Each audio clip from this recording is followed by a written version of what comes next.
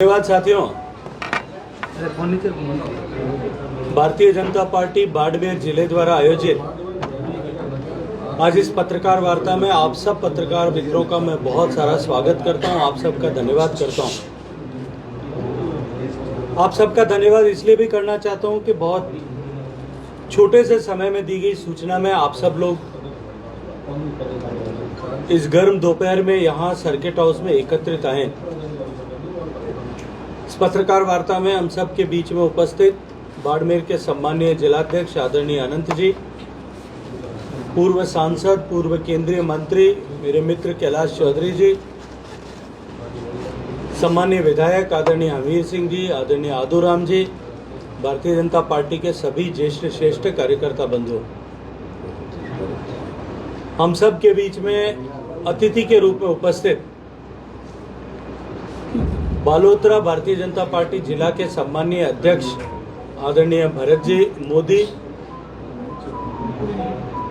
पत्रकार मित्रों, भारतीय जनता पार्टी का स्थापना दिवस भारतीय जनता पार्टी ने कल देश भर में कार्यकर्ताओं के साथ हर्षोल्लास से मनाया। 1980 में अपनी स्थापना के काल से जब सम्मानीय अटल बिहारी वाजपेयी जी ने मुंबई के पश्चिमी समुद्र के तट पर खड़े होकर के ये कहा था,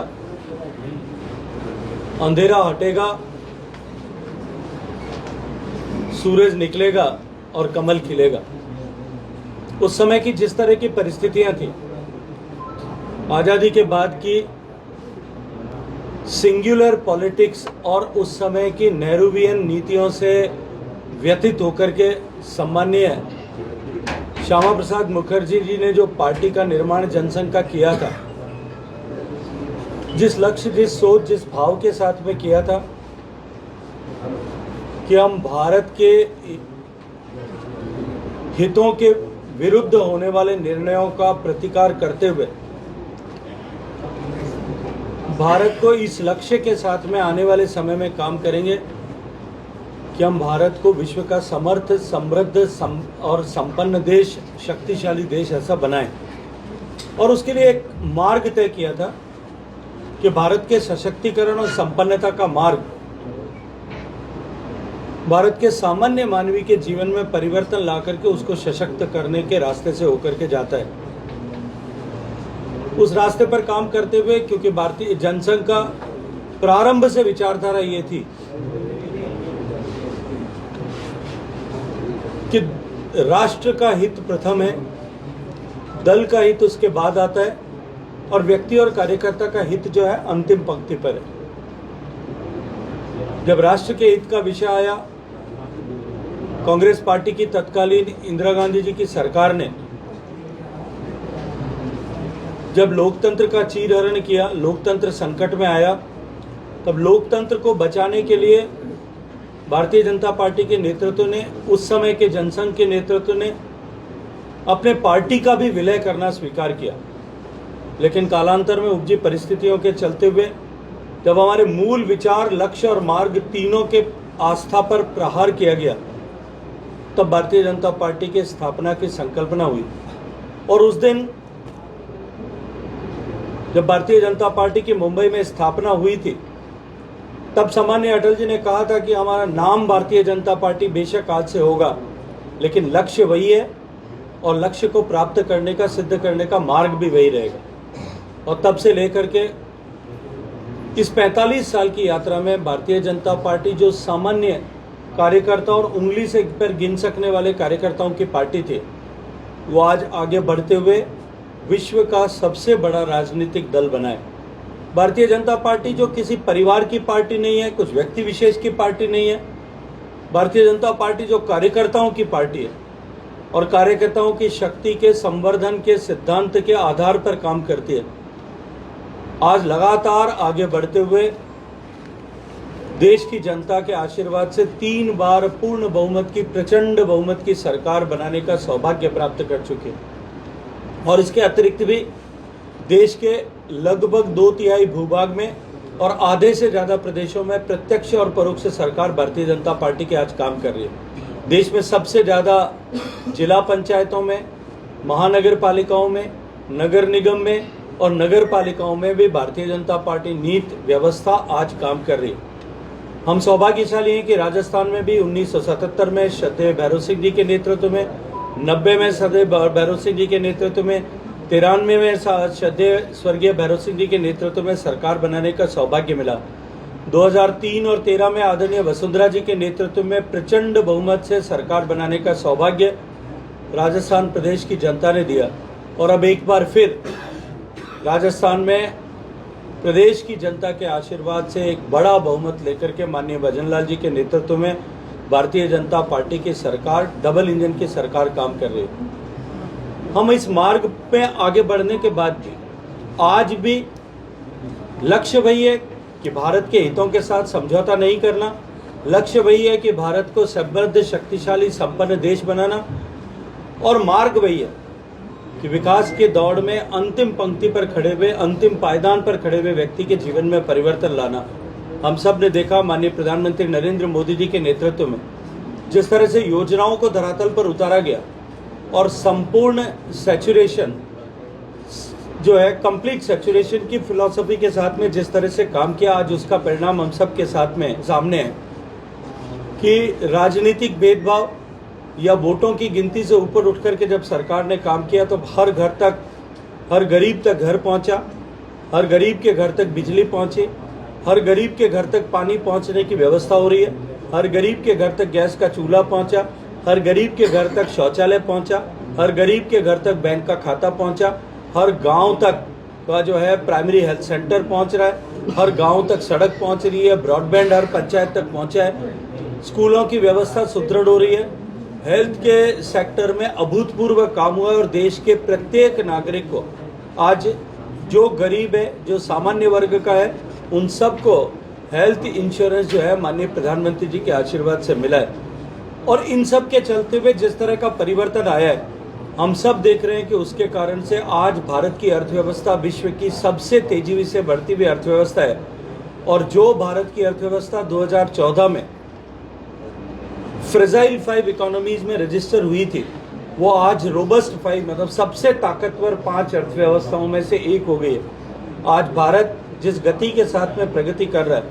और जिस संकल्प के साथ में भारत को आगे बढ़ाने के लिए सम्मानीय नरेंद्र मोदी जी के नेतृत्व में भारतीय जनता पार्टी नीति सरकार फेडरल कोऑपरेटिज्म की अवधारणा के आधार पर काम कर रही है, उसके चलते हुए हम इस लक्ष्य को लेकर के चल रहे हैं कि इस अमृतकाल की समाप्ति तक भारत को विकसित भारत बनाएंगे। और इस संकल्पना को सिद्ध करने के लिए हम सब प्राण प्रण के साथ जुटे हैं। भारतीय जनता पार्टी के देवतुल्य कार्यकर्ताओं की सेना जो आज करोड़ों की संख्या में हम सब का संकल्प है और हम सब के लिए ये स्थापना दिवस जो है, ये एक अवसर के रूप में जब हम संकल्प लें कि हमारे पार्टी के संस्थापक सदस्यों द्वारा लिया गया निर्णय और तय किया गया लक्ष्य, जिसकी पूर्ति प्राप्ति की तरफ हम तेज गति के साथ में बढ़ रहे हैं, वो लक्ष्य प्राप्त करने की दिशा में हम सब लोग अपने आप को नियोजित करें, पूरी तरह से समर्पित करें। और देश की, प्रदेश की जनता ने जो हमें दोहरा बहुमत देकर के जो सरकार बनाने का आशीर्वाद दिया है, उसके माध्यम से इस सेवा के संकल्प को सिद्ध करते हुए हम काम करें। हम सब ने देखा कि माननीय भजनलाल जी के नेतृत्व में सरकार बनने के बाद में भी जिस तरह के ऐतिहासिक फैसले हुए हैं, राजस्थान के लगभग 1/3 से ज़्यादा भूभाग, राजस्थान की लगभग 40% पॉपुलेशन और राजस्थान के 13 जिलों को पीने का पानी निर्बाध रूप से उपलब्ध हो, इसके लिए ईस्टर्न राजस्थान कैनाल और पीकेसी प्रोजेक्ट को कंबाइन करके जिस परियोजना को 5 साल तक अशोक गहलोत साहब ने, कांग्रेस की सरकार ने लटकाने, अटकाने, भटकाने का काम किया, उसका जो है 15 दिन के अंदर उसका MOU साइन करके मध्य प्रदेश के साथ समझौता कर लिया।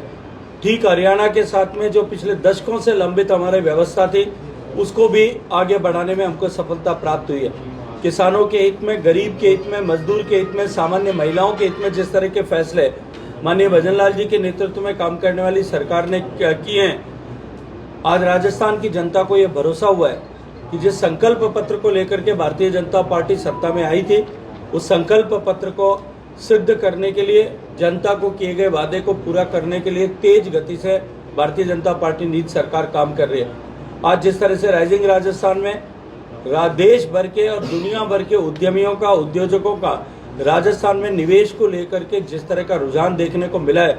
वो भी निश्चित रूप से राजस्थान के एक सुनहरे भविष्य की तरफ इंगित करता है। राजस्थान में माननीय प्रधानमंत्री नरेंद्र मोदी जी ने जिस रिफाइनरी को लगाने की शुरुआत की थी, रिफाइनरी का काम की शुरुआत की थी, वो सपना भी अब पूरा होने वाला है। और मैं ये मानता हूँ कि उसके बन जाने के बाद में बाड़मेर में और पूरे पश्चिमी राजस्थान में उद्योग और निवेश के नए अवसर सृजित होंगे। माननीय मोदी जी के नेतृत्व में सरकार ने पिछले 10 साल के कालखंड में जिस तरह के निर्णय किए, उसके परिणाम स्वरूप 30 करोड़ लोग गरीबी की रेखा से आज बाहर निकल करके सौभाग्य को प्राप्त करते हुए मध्यम वर्ग का जीवन जो है सम्मान के साथ में जी रहे हैं। उसके साथ साथ में देश का सम्मान पूरे विश्व भर में नए सिरे से सृजित हुआ है। देश की संस्कृति का भी सम्मान पूरे विश्व भर में नए सिरे से जो है वो बढ़ता हुआ दिखाई दे रहा है। इसी के साथ साथ में ऐसे अनेक फैसले जो भारत के हित में थे और अनेक वर्षों से लंबित थे, उनका समाधान करके, चाहे वक्फ बिल हो और या 370 हटाने का विषय हो, राम मंदिर बनाने का विषय हो या हमारे संस्कृति के केंद्रों के पुनरुद्धार का विषय हो, इन सब पर सरकार ने जिस तरह से काम किया है, आज उसके चलते हुए भारत की पहचान पूरे विश्व भर में बदल रही है और भारतवासी भी गर्व के साथ में भारत की संस्कृति को जो है सम्मान देने के दिशा में आगे बढ़े। मैं ये मानता हूँ कि ये भारत के सांस्कृतिक पुनर्जागरण का दौर है और भगवान श्री राम का मंदिर अयोध्या में बनने के बाद में भारत के सांस्कृतिक पुनर्जागरण का जो नया दौर प्रारंभ हुआ है, जो भारत के सौभाग्य का सूर्य